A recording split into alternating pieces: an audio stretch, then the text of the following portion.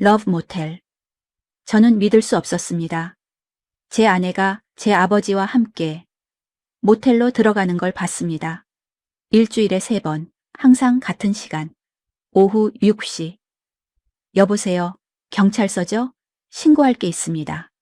안녕하세요. 저는 올해 32살이고 서울에서 IT 회사 개발자로 일하고 있습니다. 저는 3년 전에 결혼했습니다. 아내는 병원에서 간호사로 일합니다. 우리는 행복한 부부였습니다. 아니, 한 달 전까지는 그랬습니다. 한 달 전부터 아내가 이상해졌습니다. 여보, 나 오늘 야근이야. 또? 이번 주에 벌써 3번째인데. 미안해. 환자가 많아서. 처음에는 믿었습니다. 간호사니까 야근이 많을 수 있다고 생각했습니다.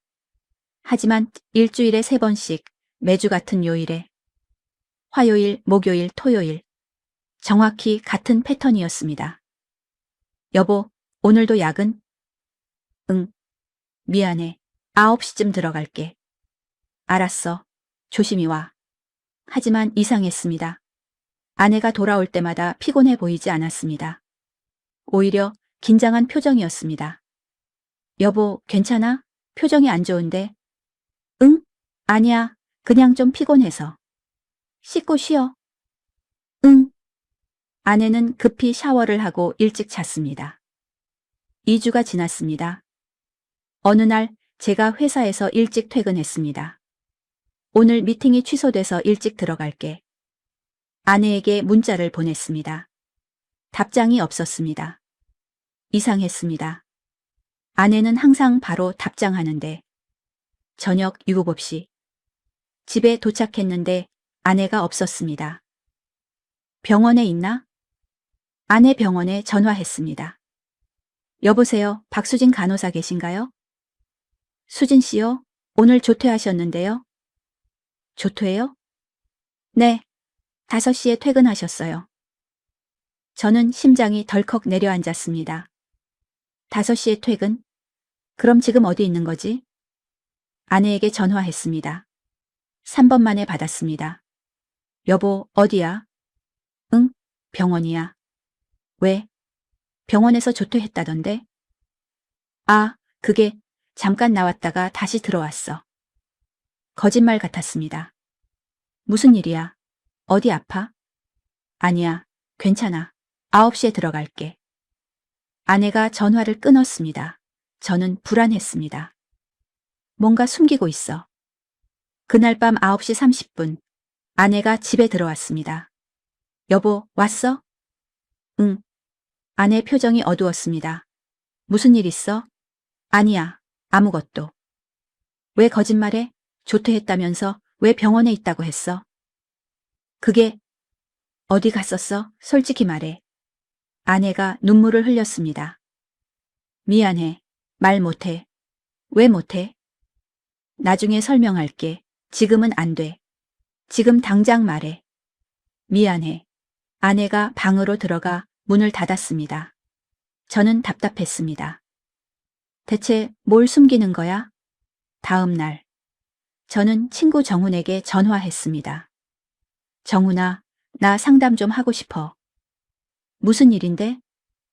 아내가 요즘 이상해. 정훈을 만나 커피를 마시며 이야기했습니다. 일주일에 3번씩 야근한다고 하는데 병원에서는 조퇴했대. 그럼 어디 간 거야? 모르겠어. 말을 안 해. 정훈이 심각한 표정을 지었습니다. 민재야, 혹시 불륜 아니야? 설마. 요즘 그런 거 많아. 직장 동료랑 환자 보호자랑. 저는 고개를 저었습니다. 아니야, 수진이는 그런 애 아니야. 하지만 증거가 있잖아. 거짓말하고 어디 가는지 안 말하고. 미행해봐. 확인해야 해. 저는 고민했습니다. 미행, 내 아내를. 하지만 다른 방법이 없었습니다. 다음 화요일 저는 회사를 조퇴했습니다. 오후 6시 아내 병원 앞에서 대기했습니다. 6시 30분 아내가 병원에서 나왔습니다. 택시를 잡았습니다. 저는 제 차로 뒤따라갔습니다. 아내가 간 곳은 강북의 낡은 주택가였습니다. 모텔들이 즐비한 곳. 여기가 어디지? 아내가 택시에서 내렸습니다. 그리고 누군가와 만났습니다. 한 남자였습니다. 60대로 보이는 중년 남자. 저는 숨이 멎었습니다. 누구지? 저 남자. 더 자세히 봤습니다. 그리고 경악했습니다. 아버지? 그 남자는 제 아버지였습니다. 왜 아내가 아버지와? 아내와 아버지가 함께 걷기 시작했습니다. 모텔 쪽으로. 저는 차에서 내려 조심스럽게 뒤따라갔습니다. 두 사람이 멈춘 곳은 러브 모텔. 화려한 간판의 모텔 앞이었습니다. 아버지가 프론트에 들어갔습니다. 5분 후 나왔습니다. 그리고 아내와 함께 엘리베이터를 탔습니다. 저는 그 자리에서 얼어붙었습니다. 이게 무슨 일이야? 아내가 아버지와 모텔에? 저는 믿을 수 없었습니다. 30분을 기다렸습니다. 두 사람은 나오지 않았습니다.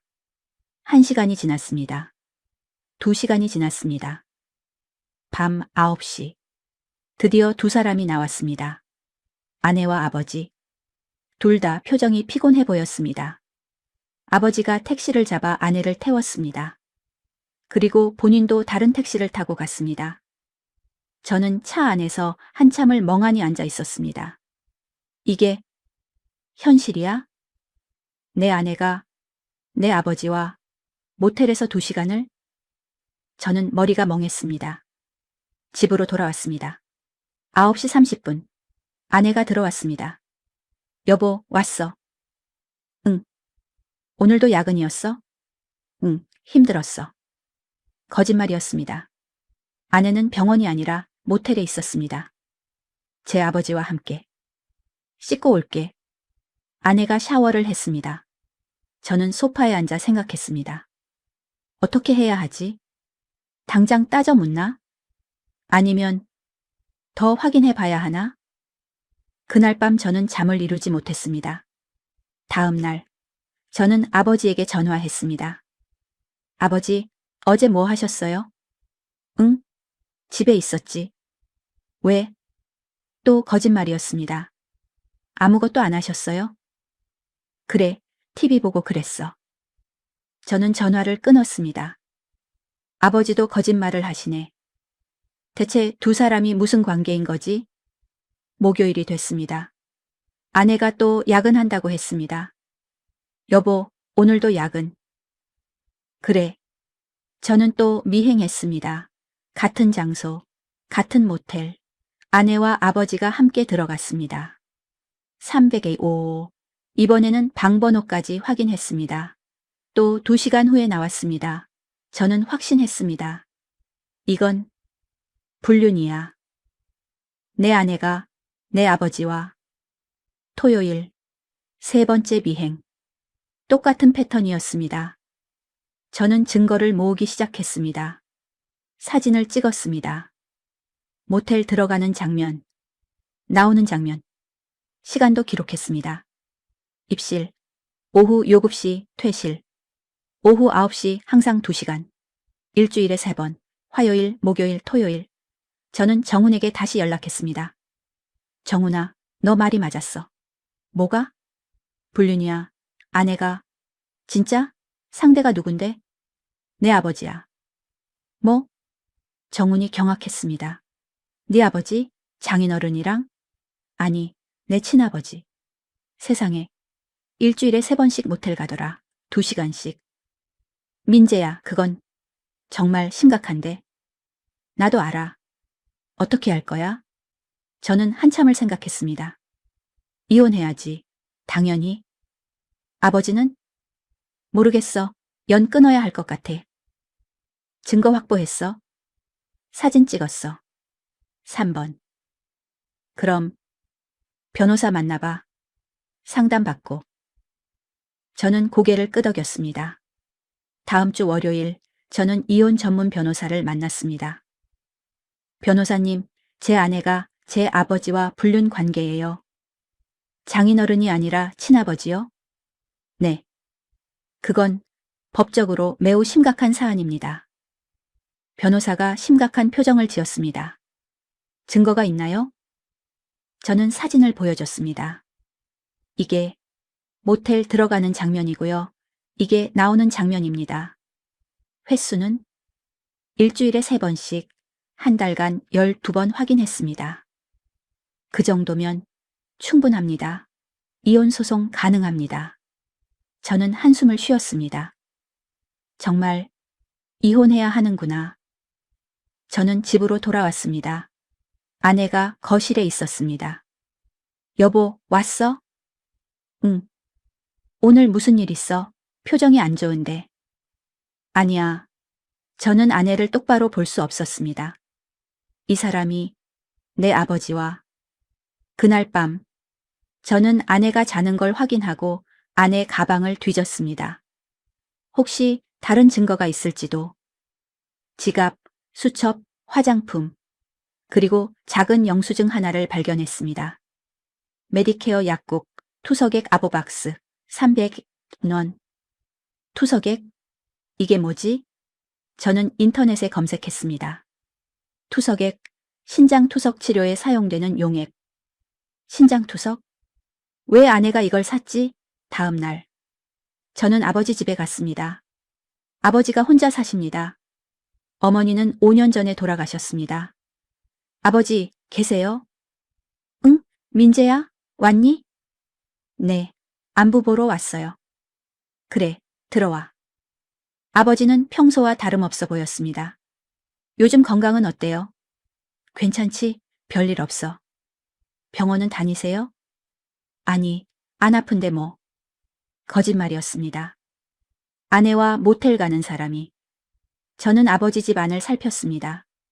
화장실에 들어갔습니다. 세면대 서랍을 열어봤습니다. 약들이 가득 있었습니다. 신장약, 혈압약, 투석 보조제. 아버지가 신장이 안 좋으신가? 저는 아버지에게 물어봤습니다. 아버지, 신장 안 좋으세요? 어떻게 알았니? 화장실에 약이 있던데요. 아버지가 한숨을 쉬셨습니다. 6개월 전에 신부전 진단받았어. 왜 말씀 안 하셨어요? 걱정시키기 싫어서. 지금 치료받으세요? 받아야 하는데 비용이 너무 비싸서. 얼마나요? 투석 치료가 한 달에 200만 원 정도. 저는 충격을 받았습니다. 한 달에 200만 원?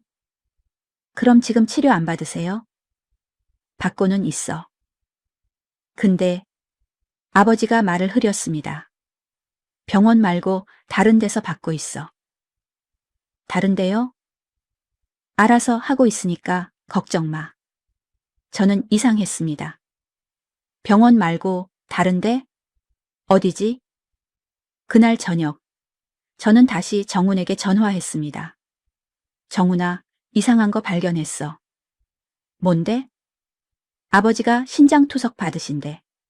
근데 병원 말고 다른 데서 받는다고. 다른 데? 어디? 모르겠어. 말씀 안 하셔.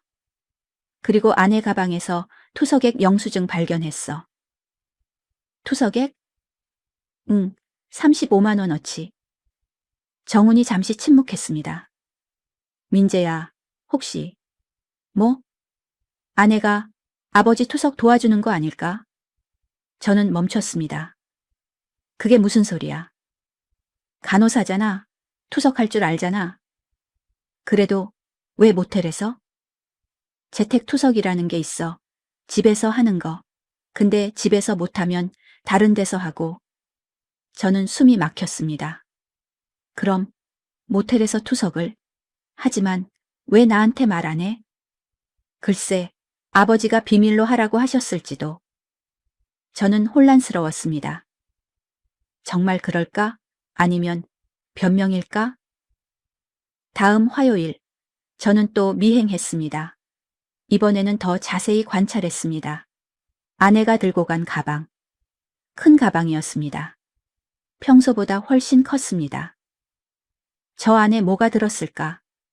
모텔에 들어간 후 저는 프론트에 갔습니다. 저기요, 3속 5회 누가 들어갔나요?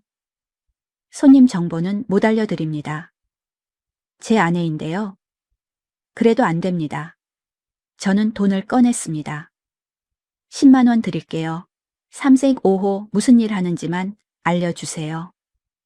프론트 직원이 난처한 표정을 지었습니다. 글쎄요, 그냥 투숙객이신데요. 이상한 일 없었어요? 소음이나. 아니요, 조용하세요. 항상. 항상이요? 네. 일주일에 3번씩 오시는데 항상 조용해요. 방 청소는요? 안 시키세요. 항상 방해하지 마세요. 표시 걸어두시고. 저는 더 알 수 없었습니다. 집으로 돌아와 생각했습니다. 조용하고 방 청소 안 하고. 그럼 정말 투석하는 건가? 하지만 확신할 수 없었습니다. 목요일. 저는 다른 방법을 시도했습니다. 모텔 주변을 정찰했습니다. 혹시 305호 창문이 보이는 곳이 있나 확인했습니다. 그리고 발견했습니다. 맞은편 건물 옥상에서 3번 5호 창문이 보였습니다. 저는 옥상으로 올라갔습니다. 망원경을 준비했습니다. 오후 7시. 아내와 아버지가 방으로 들어갔습니다. 30분 후. 커튼이 조금 열려 있었습니다. 저는 망원경으로 들여다봤습니다. 그리고 믿을 수 없는 광경을 봤습니다. 아버지가 침대에 누워 계셨습니다. 옆에는 투석 기계가 있었습니다. 아내가 아버지 팔에 주사를 꽂고 있었습니다. 진짜 투석이었어. 저는 망원경을 내렸습니다. 그럼 불륜이 아니라. 하지만 여전히 의문이 남았습니다. 왜 모텔에서? 왜 병원에서 안 하고? 그리고 왜 나한테 말 안 해? 저는 더 깊이 조사하기로 했습니다. 이번에는 승인됐습니다. 축하드립니다. 의료비 지원 대상자로 선정되셨습니다. 정말요? 네, 한 달에 150만 원까지 지원됩니다. 저는 기뻤습니다. 드디어 해결됐어. 아버지는 저희 집으로 이사 오셨습니다. 작은 방 하나를 아버지 방으로 들였습니다. 민재야, 미안하다. 신세 지게 돼서. 아니에요. 가족인데요. 수진아, 너도 고생 많았다. 괜찮아요, 아버님. 처음 한 달은 괜찮았습니다. 아버지는 병원에서 정식으로 투석을 받으셨습니다. 정부 지원금으로 충분했습니다. 저와 아내도 여유가 생겼습니다. 여보, 오랜만에 외식 갈까? 좋아. 우리는 오랜만에 데이트를 했습니다. 행복했습니다. 하지만 2개월이 지나면서 문제가 생기기 시작했습니다. 아버지와 함께 사는 게 생각보다 어려웠습니다. 수진아, 밥 언제 해? 지금 하고 있어요, 아버님. 늦었네. 벌써 9시인데. 죄송해요. 회사에서 늦게 퇴근해서. 요즘 젊은 사람들은 밥도 늦게 먹어. 아내가 스트레스를 받았습니다. 여보, 아버님이 자꾸 밥 시간 재신대. 그냥 넘어가. 연세가 많으셔서 그래.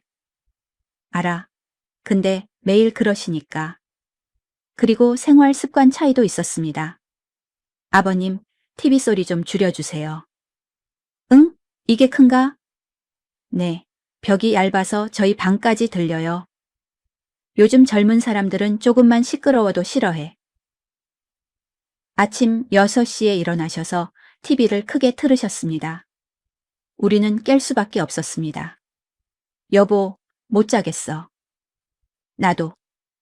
아버님한테 말씀드릴까? 말하기 좀 그런데. 한 달이 더 지났습니다. 아내가 점점 지쳐갔습니다. 여보, 나 힘들어. 왜? 아버님 식사 준비, 약 챙기기, 빨래 다 내가 하잖아. 나도 도와줄게. 너는 회사 다니잖아. 나도 회사 다니는데. 미안해. 그리고 아버님이 자꾸 이것저것 요구하셔. 예를 들면 이 반찬 싫어. 저건 짜. 이건 달아. 매일 뭐라고 하셔. 나도 일하고 와서 피곤한데. 아내가 눈물을 흘렸습니다. 결혼 3년 만에 시어머니랑 사는 것도 아니고 시아버지랑 사는 게 저는 아내가 너무 안 됐습니다. 어느 날 저녁 더 큰 일이 터졌습니다. 아내가 저녁을 준비하고 있었습니다. 아버지가 부엌으로 오셨습니다. 수진아, 오늘 뭐 해? 김치찌개요. 또? 어제도 찌개였잖아. 어제는 된장찌개였는데요. 찌개는 찌개지. 고기 좀 해줘. 아버님, 고기는 건강에 안 좋다고 의사 선생님이. 아이고, 맨날 건강 타령. 고기 좀 먹으면 어때? 아버지가 짜증을 내셨습니다. 아내가 참다가 말했습니다. 아버님, 제가 일하고 와서 피곤한데 고기까지 구우려면. 뭐? 피곤해? 그럼 며느리가 할 일을 왜 못해? 아버님, 요즘 며느리들은 버릇이 없어. 아내가 울면서 방으로 들어갔습니다. 저는 아버지에게 말했습니다. 아버지, 왜 그러세요? 왜? 내가 뭘 잘못했어?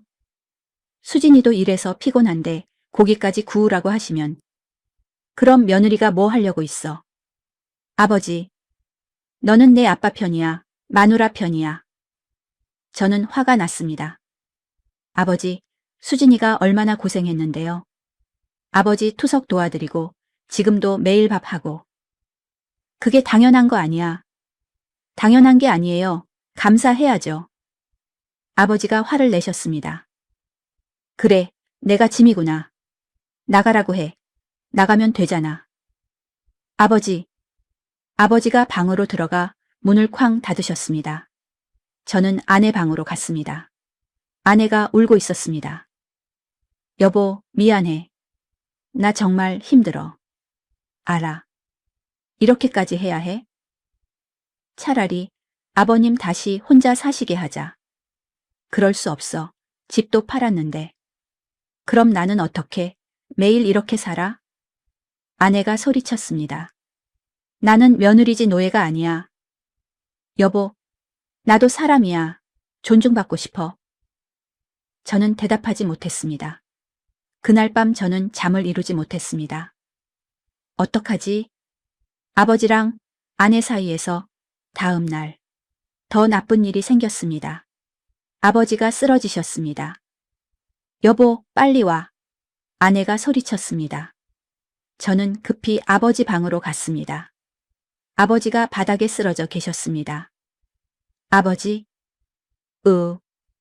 119 불러. 구급차가 왔습니다. 병원으로 이송됐습니다. 의사가 말했습니다. 환자분이 투석을 제대로 못 받으셨네요. 네? 일주일에 3번 받으셨는데요. 혈액 검사 결과가 좋지 않습니다. 투석이 제대로 안 된 것 같은데요. 어떻게 그럴 수가? 환자분한테 물어봐야겠습니다. 아버지가 깨어나셨습니다. 아버님, 투석 제대로 받으셨어요? 받았지. 의사 선생님이 제대로 안 됐대요. 아버지가 고개를 돌리셨습니다. 아버님, 한두 번 안 갔어. 왜요? 너희한테 부담 주기 싫어서. 네? 너희가 나 때문에 싸우잖아. 내가 짐이잖아. 아버지가 눈물을 흘렸습니다. 차라리 죽는 게 낫겠다 싶었어. 아버지, 미안하다. 나 때문에 너희가 힘들어서. 저는 눈물이 났습니다. 아버지가 투석을 거부하셨어. 죽으려고 병원 복돼서 아내와 대화했습니다. 여보, 아버님이 투석 안 가셨대. 왜? 우리한테 부담 주기 싫어서 그냥 죽으려고. 아내가 충격을 받았습니다. 제 잘못이에요. 아니야. 제가 아버님한테 짜증내서 아버님이 상처받으신 거예요. 아내 잘못 아니야. 아니에요. 제가 며느리 자격이 없어요. 아내가 울기 시작했습니다. 제가 아버님을 죽일 뻔했어요. 여보, 우리는 한참을 안고 울었습니다.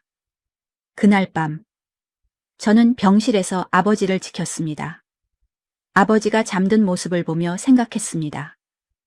내가 뭘 잘못한 걸까? 아버지를 제대로 돌보지 못했어. 아내도 제대로 챙기지 못했고. 저는 무능한 아들이자 남편이었습니다. 다음 날 아침 아버지가 깨어나셨습니다. 민재야, 있니? 네, 아버지, 여기 있어요. 미안하다. 아버지, 내가 너무 이기적이었어. 아버지가 눈물을 흘리셨습니다. 너희 집에 얹혀 살면서 이것저것 요구하고 수진이한테 짜증내고. 아니에요. 아니야, 내가 잘못했어. 나이 들면서 성격이 괴팍해졌나 봐. 수진이한테 미안하다고 전해줘. 내가 며느리한테 너무 심했어. 아버지가 직접 말씀하세요. 용기가 안 나. 그때 문이 열렸습니다. 아내가 들어왔습니다. 아버님, 괜찮으세요? 수진아. 걱정 많이 했어요. 아내가 아버지 손을 잡았습니다. 수진아, 미안하다. 내가 너한테 너무 심했어. 아니에요, 아버님. 아니야, 나도 알아. 내가 너무 이것저것 요구하고 짜증내고. 아버지가 울기 시작했습니다. 며느리가 일하고 와서 피곤한데 내가 너무 몰랐어. 아버님, 용서해줘. 이 못난 시아버지를. 아내도 눈물을 흘렸습니다. 아버님, 저도 잘못했어요. 뭘? 저도 아버님한테 짜증냈어요. 제가 더 참았어야 하는데. 아니야, 네가 왜 참아. 내가 잘못한 거지. 아버님도 힘드셨을 거예요. 혼자 살다가 갑자기 저희랑 살게 되셨으니까. 그리고 아프시기까지 하고 얼마나 불편하고 힘드셨어요. 아내가 아버지를 안았습니다. 제가 이해 못해드려서 죄송해요. 수진아. 두 사람이 한참을 안고 울었습니다. 저도 눈물이 났습니다. 이렇게 화해하시는구나. 의사가 들어왔습니다. 환자분, 앞으로 투석 빠지면 안 됩니다. 네, 알겠습니다. 목숨이 위험해요. 꼭 일주일에 3번 오세요. 네. 의사가 나갔습니다. 저는 아버지에게 말했습니다. 아버지, 약속하세요. 투석 절대 안 빠지신다고. 알겠다. 그리고 저희한테 부담이라고 생각하지 마세요. 하지만 아버지는 가족이에요. 가족이 서로 돕는 게 당연한 거예요.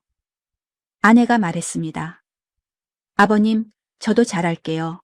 더 잘 챙겨드릴게요. 아니야, 수진아. 너는 충분히 잘하고 있어. 아니에요. 제가 더 노력할게요. 수진아. 아버지가 아내 손을 꼭 잡았습니다. 고맙다. 정말 고마워. 3일 후 아버지는 퇴원했습니다. 집으로 돌아왔습니다. 그날부터 우리 가족은 달라졌습니다. 아버지는 더 이상 이것저것 요구하지 않으셨습니다. 수진아, 밥은 내 편한 시간에 해. 나는 괜찮아. 아버님, 7시에 드실게요. 고마워. 그리고 TV 소리도 줄이셨습니다. 요즘 아침에 TV 안 보세요? 너희 자는데 시끄러울까봐. 헤드폰 샀어. 감사해요, 아버님. 아내도 달라졌습니다. 더 적극적으로 아버지를 챙겼습니다. 아버님, 오늘 좋아하시는 갈비 해드릴게요. 괜찮아. 그냥 간단하게. 아니에요. 아버님 드시고 싶으신 거 말씀하세요. 수진아, 제가 만들고 싶어서 그래요. 아버지가 감동하셨습니다. 저도 달라졌습니다. 회사 야근을 줄이고 집에 일찍 들어왔습니다. 여보, 오늘 일찍 왔네? 응. 아버지랑 너랑 시간 보내고 싶어서. 고마워. 우리는 함께 저녁을 먹고 TV를 보고 대화를 나눴습니다. 아버지, 요즘 어때요? 좋아. 너희 덕분에. 건강은요? 투석 덕분에 많이 나아졌어. 다행이에요. 한 달이 지났습니다. 아버지 건강이 많이 좋아졌습니다. 환자분 수치가 많이 좋아지셨네요. 정말요? 네. 투석을 꾸준히 받으셔서 그래요. 계속 이렇게 관리하세요. 감사합니다, 선생님. 집으로 돌아오는 길, 아버지가 말씀하셨습니다. 민재야, 너희한테 너무 감사해. 당연한 거예요. 아니야. 당연한 게 아니야. 나 같은 늙은이 돌봐주는 게 얼마나 힘든데. 아버지, 너희 덕분에 살았어. 정말로. 아버지가 눈물을 흘렸습니다. 내가 투석 안 갔을 때 사실 죽고 싶었어. 너희한테 짐이 되는 게 싫었고 내 인생도 지겨웠고. 아버지, 근데 너희가 날 살렸어. 너희의 사랑이. 저도 눈물이 났습니다. 아버지, 오래오래 사세요. 저희랑 함께. 그래, 그럴게. 그날 밤, 우리 가족은 거실에 모여 앉았습니다. 우리 사진 찍을까? 사진? 응, 가족 사진. 우리는 함께 사진을 찍었습니다. 아버지, 저, 아내, 셋이 웃으며 찰칵. 좋은 사진이다. 액자에 넣어서 걸어요. 그래. 아내가 사진을 보며 말했습니다. 우리 정말 가족이네요. 맞아. 힘들었지만 그래도 함께해서 다행이에요. 아버지가 우리를 안았습니다. 고맙다 얘들아. 정말 고마워. 우리는 한참을 그렇게 안고 있었습니다. 6개월이 지났습니다. 아버지는 완전히 회복되셨습니다. 의사가 말했습니다. 이 정도면 정상인이랑 똑같아요. 관리만 잘하시면 오래 사실 수 있어요. 정말요? 네. 투석 꾸준히 받으시고 약 드시고 식이요법 하시면 문제 없어요. 우리는 기뻤습니다. 아버지가 회복하셨어. 집으로 돌아와 축하 파티를 했습니다. 아버지 회복 축하해요. 고맙다 얘들아. 케이크도 샀어요. 우리는 케이크를 자르고 함께 먹었습니다. 아버지, 소원 빌으세요. 소원? 네. 아버지가 눈을 감고 소원을 빌었습니다. 우리 가족이 계속 행복하기를. 촛불을 불었습니다. 우리는 박수를 쳤습니다. 하지만 저는 몰랐습니다. 아버지가 또 다른 비밀을 숨기고 계신다는 것을 한 달 후에 알게 될 비밀을. 한 달이 지났습니다. 어느 날 아버지가 저를 부르셨습니다. 민재야, 잠깐 이야기 좀 하자. 네, 아버지. 저는 아버지 방으로 갔습니다. 아버지가 서류 하나를 꺼내셨습니다. 이게 뭐예요? 보험금 명세서야. 보험금이요? 응. 내가 20년 전에 든 보험이 있어. 아버지가 설명하셨습니다. 중증 질환 보험인데 신부전도 포함돼 있더라. 그럼 5천만 원 나왔어. 저는 놀랐습니다. 5천만 원이요? 응. 어제 입금됐어. 왜 진작 말씀 안 하셨어요? 아버지가 웃으셨습니다. 사실 나도 까먹고 있었어. 그러다가 최근에 생각나서 보험사에 문의했지. 그래서 이 돈 너희한테 줄게. 저희한테요? 그래. 너희가 나 때문에 고생 많이 했잖아. 치료비도 되고 나랑 살면서 힘들었고. 아버지, 이 돈으로 너희 빚도 갚고 여행도 가고 맛있는 것도 먹고. 아버지가 눈물을 흘리셨습니다. 내가 해줄 수 있는 게 이것밖에 없구나. 저도 울었습니다. 아버지, 고마워요. 아니야. 고마운 건 나야. 너희가 날 살렸어. 저는 아버지를 꼭 안았습니다. 사랑해요, 아버지. 나도 사랑한다, 아들. 그날 저녁 아내에게 말했습니다. 여보, 아버지가 보험금 받으셨대. 정말요? 응. 5천만 원. 세상에. 우리한테 주신대. 아내가 눈물을 흘렸습니다. 아버님, 우리 빚 갚고 여행도 가자. 응. 우리는 그 돈으로 대출금을 갚았습니다. 그리고 남은 돈으로 가족 여행을 계획했습니다. 아버지, 제주도 가실래요? 제주도? 네, 셋이서 2박 3일로. 좋지. 2주 후, 우리는 제주도로 떠났습니다. 아버지, 저, 아내, 비행기를 타고 렌터카를 빌리고 호텔에 체크인했습니다. 우와, 바다다. 정말 예쁘다. 우리는 해변을 걸었습니다. 아버지가 행복해 하셨습니다. 야, 내가 언제 이런 여행을 해보나. 앞으로 자주 오세요. 그래, 자주 오자. 우리는 맛있는 음식도 먹고 관광지도 다니고 사진도 많이 찍었습니다. 여기서 사진 찍어요. 자, 하나, 둘, 셋. 찰칵. 하나 더. 찰칵. 마지막 날 밤, 호텔 발코니에서 바다를 보며 대화를 나눴습니다. 민재야. 네, 아버지. 너희한테 말하고 싶은 게 있어. 뭔데요?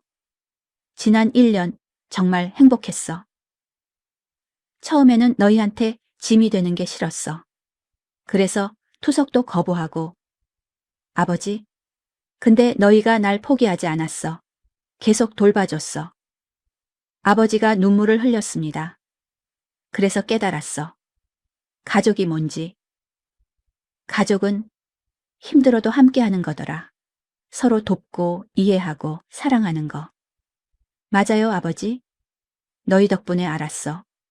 늙어서도 사랑받을 수 있다는 걸. 아내가 아버지 손을 잡았습니다. 아버님, 저희가 더 감사해요. 왜?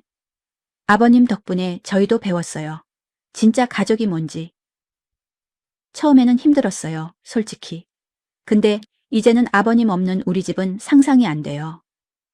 아버지가 아내를 안았습니다. 고맙다, 수진아. 정말 고마워. 우리는 셋이서 한참을 안고 있었습니다. 바다 바람이 불어왔습니다. 파도 소리가 들렸습니다. 평화로웠습니다.